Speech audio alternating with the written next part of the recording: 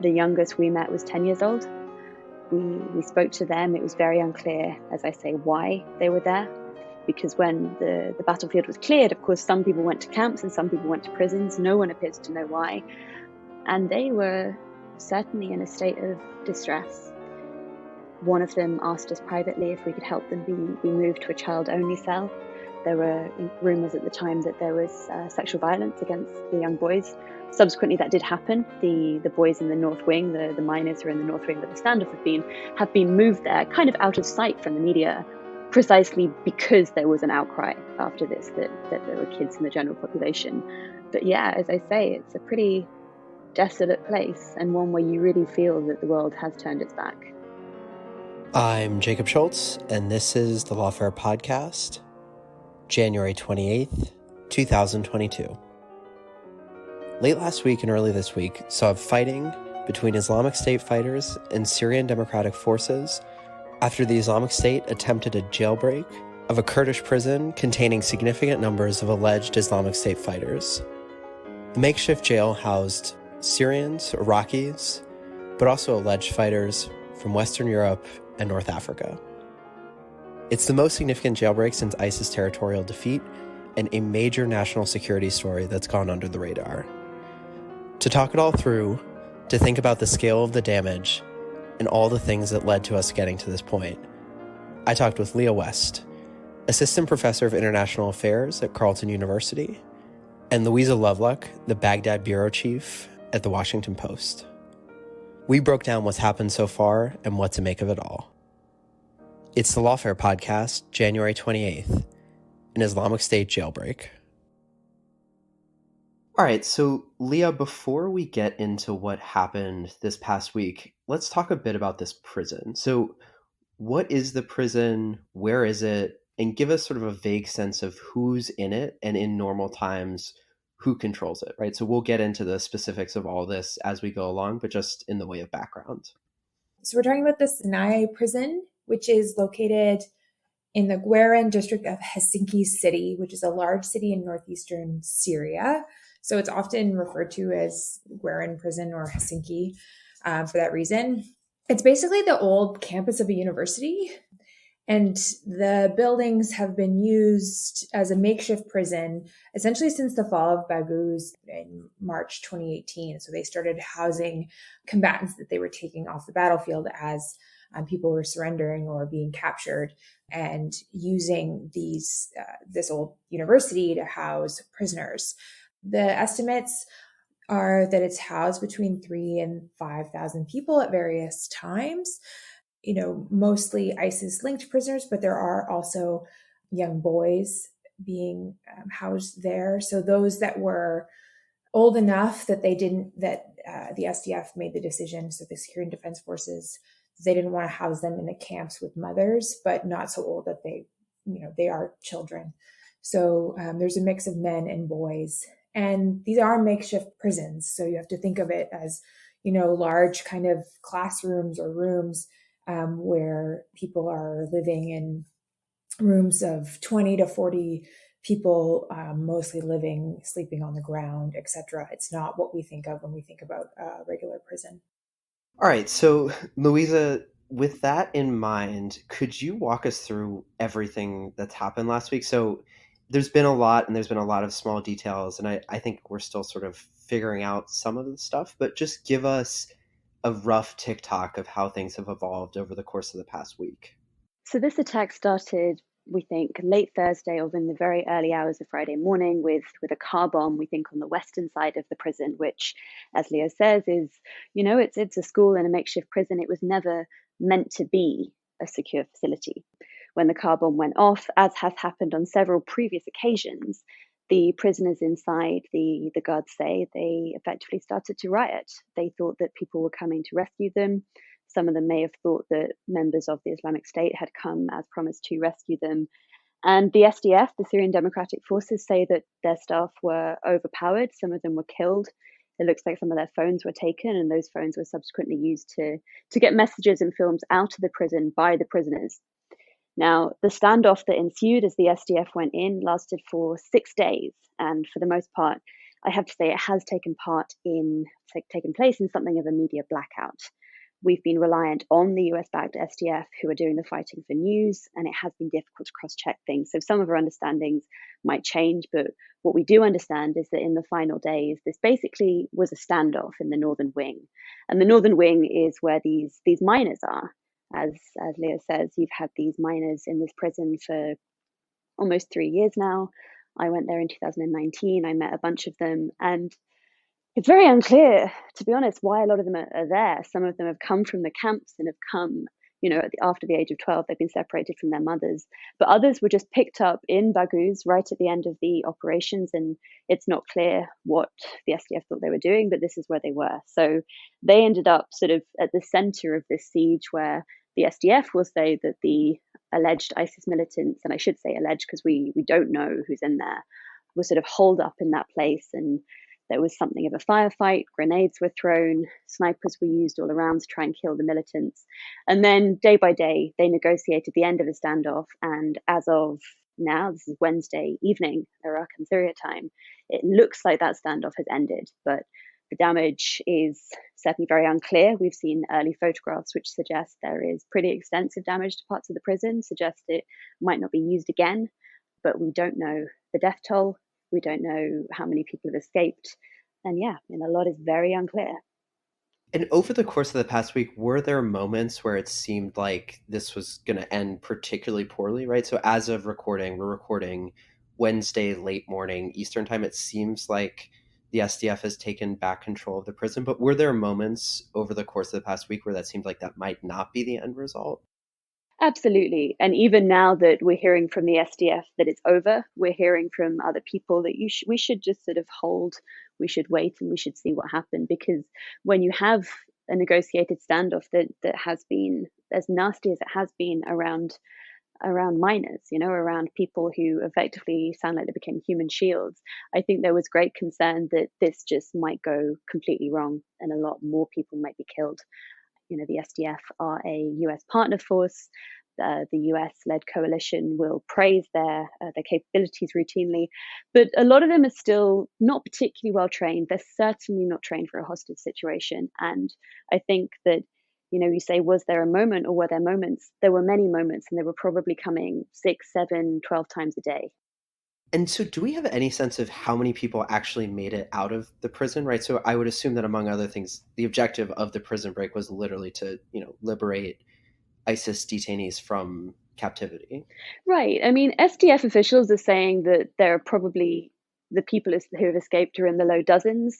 But of course, if they've got out, they might have got to the local neighborhood, and combing operations are certainly going on in the houses. So it's not clear of those dozens of people how many, for example, have been recaptured, how many have been killed. I think this is one of these things that really isn't going to come out until the dust settles. But I think a really good point that Leah makes is that, she said there are between 3,000 and 5,000 people in this prison. That is an incredibly ambiguous range of numbers, and there is very little transparency around who is in there. So when the final headcount comes, it's possible to question if they'll really know how many people are gone. And Leah had mentioned too that the prison, it's not just a prison isolated in the middle of nowhere. It's a prison within the broader confines of a city. Do we have any idea of how much the fighting sort of spilled out into the city and affected people living in the area surrounding the prison? Yeah, I mean, it certainly spilled out into the surrounding neighborhoods. The 3 adjacent neighborhoods appear to have had clashes in them. The SDF secured a security perimeter relatively early and appears to have evacuated people from their houses during that time. So, we haven't had much visibility on what's been going on, purely because, they've really tried to lock it down. But from what they say, clashes have been ongoing. And as of tonight, even though they say the prison is back under control, it sounds like there's still low-level fighting in one of the adjacent neighborhoods, at least. All right, so I want to back up a little bit here and think about this in a broader lens. So, Leah, did this feel like an exceptional event to you? Like, how rare is something like this? I know there's been some instability in the prison and in other SDF prisons over the course of the past couple of years, but this felt different, right? And give us a sense of why that is. Yes and no. If we want to go really broad context, terrorist organizations breaking their people out of prisons is, pretty par for the course. But in terms of northeastern Syria, we've actually seen kind of increased efforts to break men out of these prisons. So there have been incidents inside the prison dating back to March 2020, where prisoners inside the prison were using makeshift weapons to take security officers hostage and creating a lot of damage.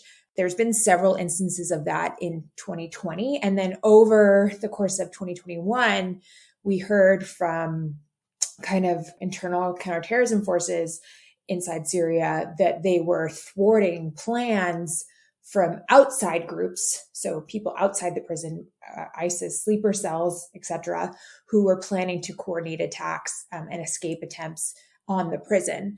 Even as recently as December of 2021, we were hearing that there were raids and that the chief planner of an attack had been captured. So it started with the internal riots. Obviously, when you have thousands of people in a makeshift style prison, and who knows how many actual internal security folks, and you're dealing with environments that were not designed to be prisons, lots of instability inside. But now we're seeing more and more attempts to break people out and finally, a successful attack.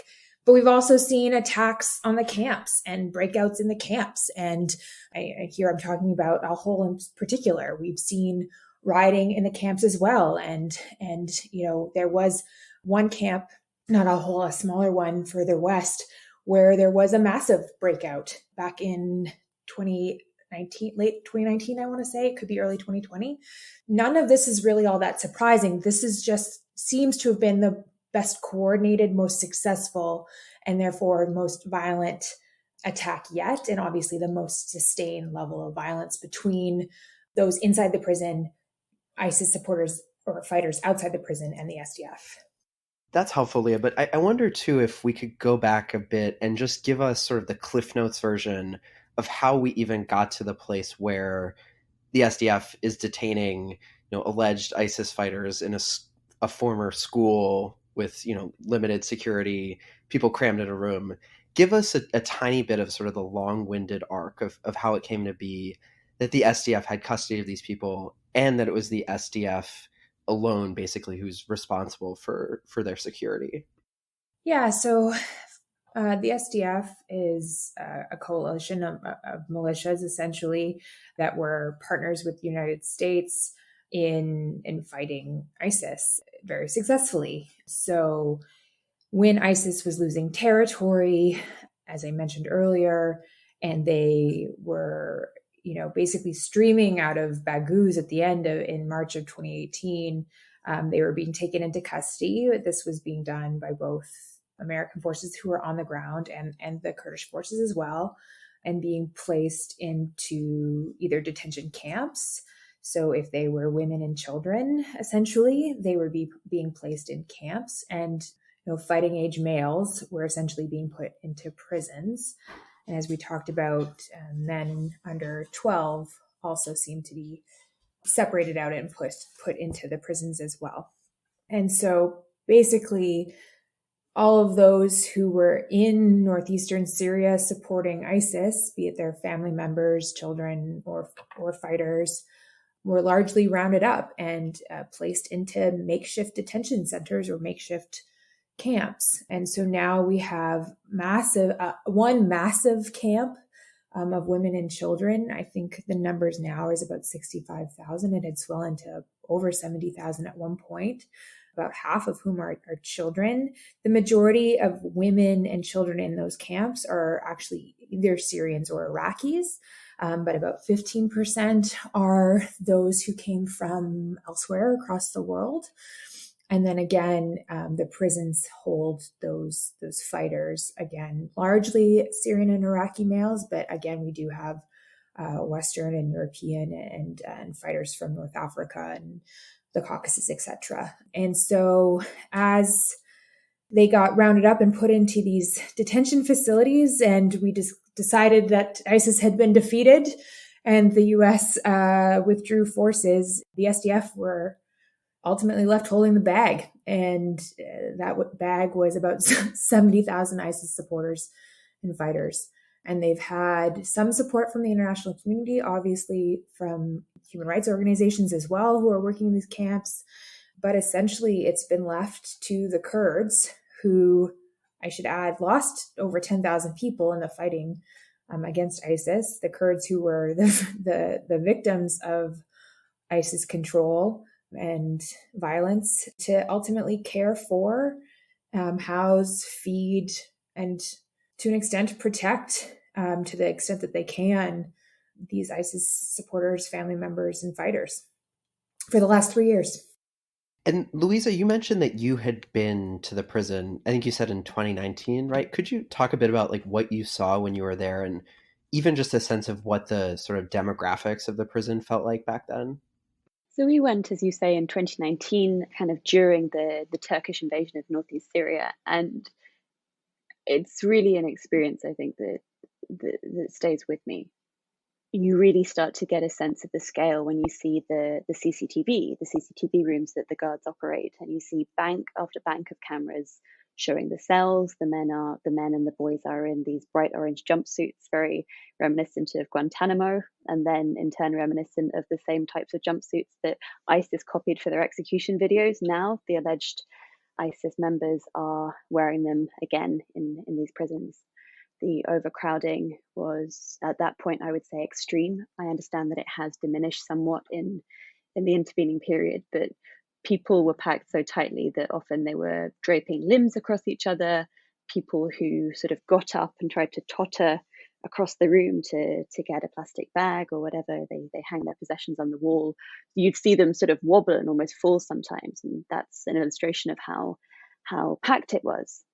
In the prison ward, which is downstairs, which is effectively a sort of a dormitory wing, people were still clearly very, very wounded. It was about 6 months after the end of the battle for Baghdad, and people had lost limbs. In place of their limbs, they had metal pins. We saw people who did not appear to be in particularly good mental health. There were some incredibly distressed people in there. But really, the most shocking thing we saw was the kids. You know, when you walk into this dormitory, what they've done to sort of keep it quote unquote safe is you sort of walk into a bit of a cage, and in front of you is the dormitory, but there are bars between you and the men. And myself and my photographer Alice Martins were scanning the room, and suddenly, one by one, we were seeing children. The youngest we met was 10 years old. We spoke to them. It was very unclear, as I say, why they were there. Because when the battlefield was cleared, of course, some people went to camps and some people went to prisons. No one appears to know why. And they were certainly in a state of distress. One of them asked us privately if we could help them be moved to a child-only cell. There were rumors at the time that there was sexual violence against the young boys. Subsequently, that did happen. The boys in the North Wing, the miners who are in the North Wing where the standoff have been moved there, kind of out of sight from the media, precisely because there was an outcry after this that there were kids in the general population. But yeah, as I say, it's a pretty desolate place, and one where you really feel that the world has turned its back. I didn't visit the prison, but I visited the camps in 2019. And the feeling I had when I left is that ISIS is not defeated. They're just being held back behind these very flimsy and makeshift security perimeters. And, you know, until we've actually addressed that fact, ISIS lives, breathes, survives in these people and in these either camps or prisons. Yeah, and to that point, I'll open this up to either of you. So, Louisa, you were there in 2019. At that point, was there any sort of vision as to what might be the end game for the people detained in the prison, right? Like, I know there have been a series of different plans, most of which have completely collapsed about, judicial process for these people, or, attempts to send them back to their home country. What was, in 2019, what was sort of the vision of what might happen to the people that I gather have just more or less ended up staying there? If I'm honest, I don't think there was an end game then, and I don't think there's an end game now. The population has certainly diminished because the Iraqis and other governments have been slowly taking their people back. But for a lot of governments, they've just left their people there. And the process to even find out how or why or how many is incredibly untransparent. Governments tend to be more preoccupied with domestic concerns, right? With seeming strong on security, and being strong on security, and through that framework, through that lens, is not bringing these guys back. And I don't see that a huge amount has changed. I've been asking in recent days in Iraq, where I live, whether this is likely to accelerate the transfers of Iraqi detainees, for example, because Iraq shares a border with Syria. It's clearer than ever that these prisons are not secured. A lot of the people, some of the people we saw in the videos of escapees were Iraqi, and we've been saying to the officials here, is there a plan? What are you going to do? But the problem is that in the one country that has taken a large number of people from the region, or one of the main countries to take a large number of people, they have no capacity because they themselves are also dealing with legacy prisoners from the Islamic State. They're also dealing with foreigners in their prisons, and there's no space. So, Leah, this is maybe, I don't know, the third or fourth time that we've talked on the Lawfare podcast about this very issue, but Louisa gave a helpful sense of how Iraq has been dealing with this. Give us a sense of sort of the non-action on behalf of European countries and the scale of the problem, to the extent that we know of European foreign fighters detained in these camps and prisons. Yeah, so I just say at the beginning, we did see a number of states like Kosovo and Kazakhstan make large efforts to repatriate significant numbers of their population. And then since then, the lack of action or the focus has really been on the fact that Western nations, Western European countries, the United States, Canada in particular, have not made any real efforts to repatriate the women, children, or men. The United States, I will say, has made significant efforts to repatriate, to prosecute all those that they want to prosecute, including some from other states. So they've repatriated, well, that's not even the right word. They've essentially brought Canadians and UK citizens to the United States to face prosecution in the US courts for their crimes with ISIS. But we're not seeing significant efforts by any other country, Western country, to do that. When we do see repatriations, they tend to be small numbers, ones and twos of children, mostly orphaned children in particular. And we have seen states really push back against legal challenges that assert that states have any obligation to repatriate their citizens who are in these camps. And I don't see that changing. There is no political appetite for this at all domestically, and very little to be gained domestically from doing so, even though we know that there are thousands and thousands of children living in either prisons or in camps in conditions that do not withstand scrutiny under humanitarian conditions. The SDF and the AANES, basically said we're doing the best we can, but they don't claim to be able to meet the standards needed, for humanitarian conditions. And they are consistently asking the international community not just to repatriate, but if you're not going to repatriate, help us provide safety, security, nutrition, healthcare. We are still going through a global pandemic that hasn't, changed, and we're dealing with people in really squalid conditions here. We're very, very lucky that given the transmission of COVID, it hasn't had huge outbreaks in these camps, but that was certainly a worry at the beginning. But the administration in Syria, northeastern Syria, has basically been left on their own to deal with this, despite the fact that we relied on them to defeat this threat that we accepted was an existential threat to global security. But once they were safely behind bars, we walked away. If I might just add, I speak to a lot of people from European countries, from North America, who will say, these citizens chose to go to Syria. They chose to go to Iraq. Why should we bring them back? they turned their backs on us. They're not our problem anymore. And I think what that often overlooks is the long-term Western role on getting these countries to this situation in the first place. Because, of course, the 2003 US-led invasion of Iraq, for example, was a sort of a very important moment in the destabilization of this part of the region. It led to the rise of precursor organizations to ISIS. And the forces that now pick up the pieces from the rise and fall of ISIS are the same forces operating with this heavily weakened capacity, the same states operating within the conditions that have developed in the 19 years since 2003. They often lack capabilities. They're often very corrupt. Often they're not really kitted out for the type of fighting that they're meant to be doing. And, we look at why are ISIS somewhat resurging in Syria. It is precisely because the forces are not really capable, or they only have a military solution to what to do. They are unable to deal with the same socioeconomic conditions that led to the group's rise in the first place. And it's going to happen again. And I think that when we look at these countries and we say, why should we take them back? We should take them back, I would argue, because our governments were partially responsible for how we got into this mess in the first place. And Leah, on top of that, could you talk a bit about, you've both sort of alluded to this at different points, what's the security risk of failing to repatriate or just sort of letting the SDF be responsible for what seems at this point like indefinite detention of large amounts of ISIS fighters?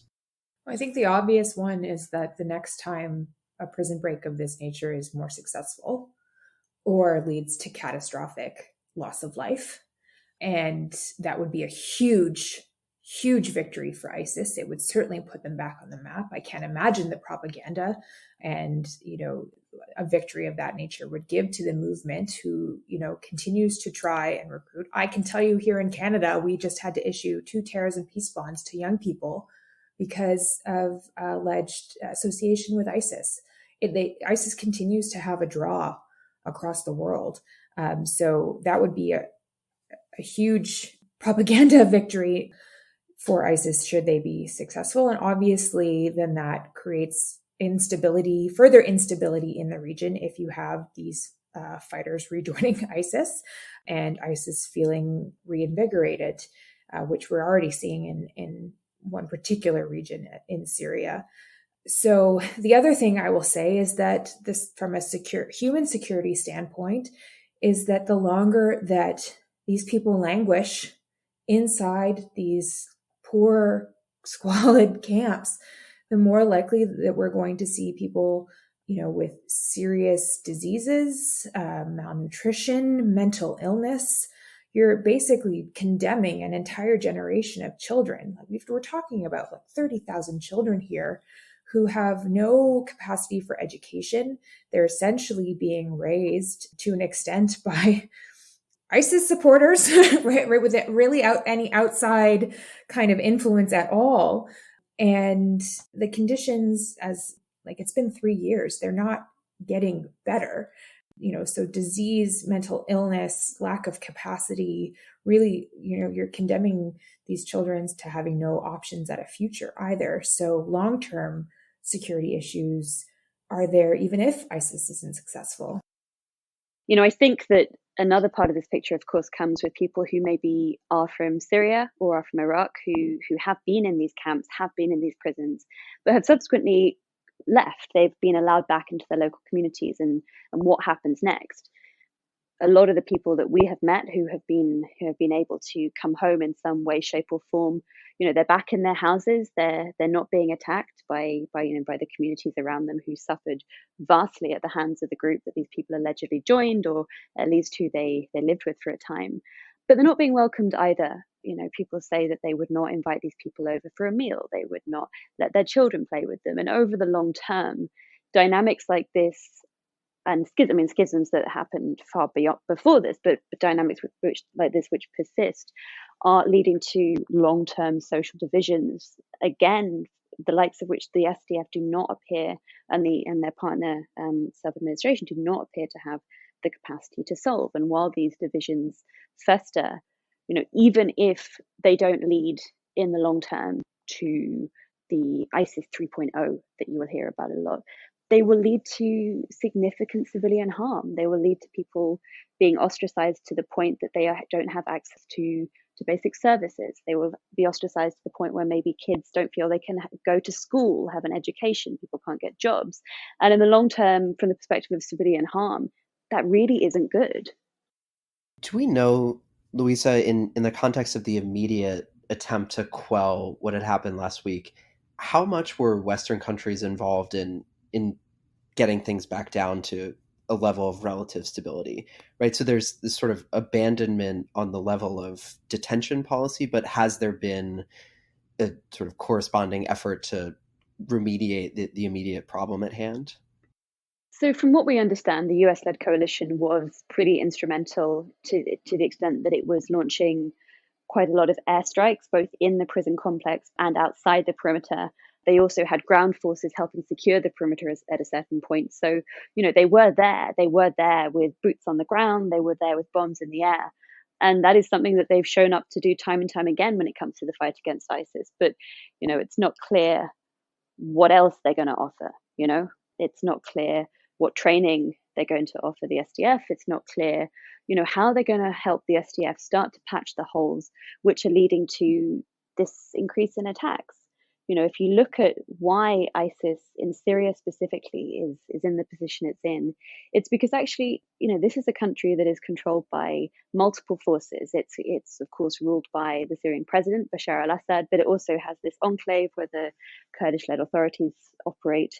And while the SDF and the coalition were somewhat successful in pushing ISIS out of there a couple of years ago, and they pushed them into central Syria, government-held Syria, once the government effort got a bit more successful, ISIS sort of basically just came right back and came into the northeast. And during that time, because the SDF has not really been very successful at healing these social divisions and sort of trying to cultivate the intelligence networks that it would need, it's come back to an area that is far more fertile for them to be able to conduct the sort of operations that they have. And that is a big question that the coalition and international community will need to help with. And I don't see that they have an answer to it.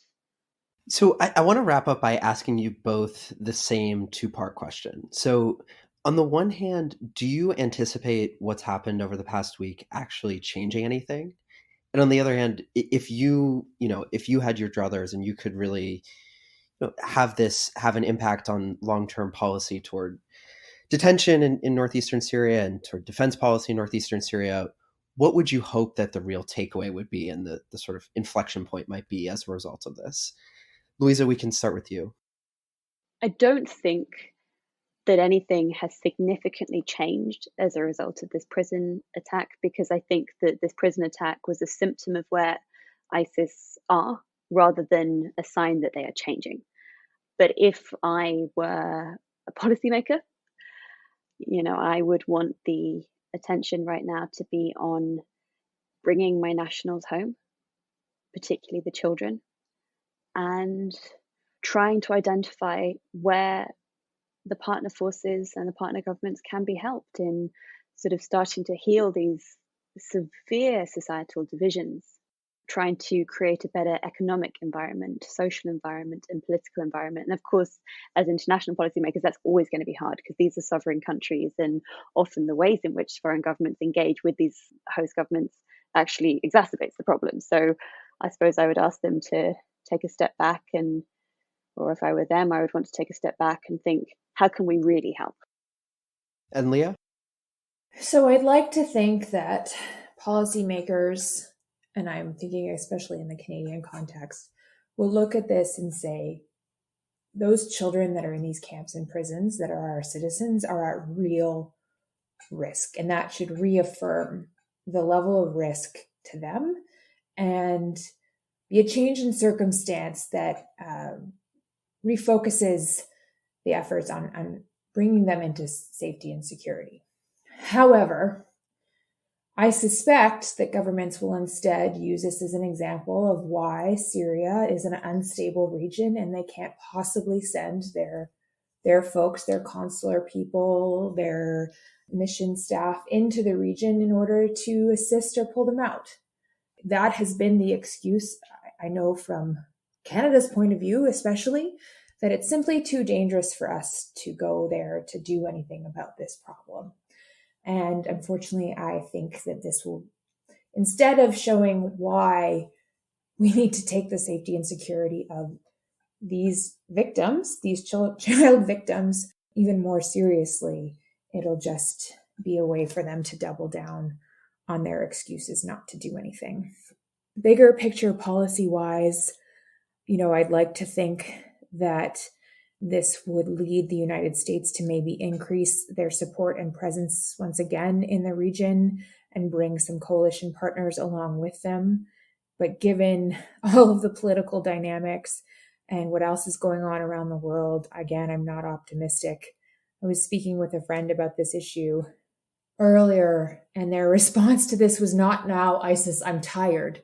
And I think that really does capture the sentiment, is that there's just so much else going on in the world that seems to pose a more direct consequence for those of us in the West, that I am not optimistic that we're really going to see anything happen as a result of this. And I think we'll look back and say, once again, I told you so. And on that cheerful note, we are going to have to leave it there. Leah and Louisa, thank you so much for joining us. Thank you for talking about this. Thank you. The Lawfare Podcast is produced in cooperation with the Brookings Institution. Thanks this week to Kara Schillen of Goat Rodeo for her audio engineering, and as always, to our producer and editor, Jen Patya-Howell. Your music is performed, as always, by Sophia Yan. And please do consider sharing us on whatever social media app you choose. As always, thanks so much for listening.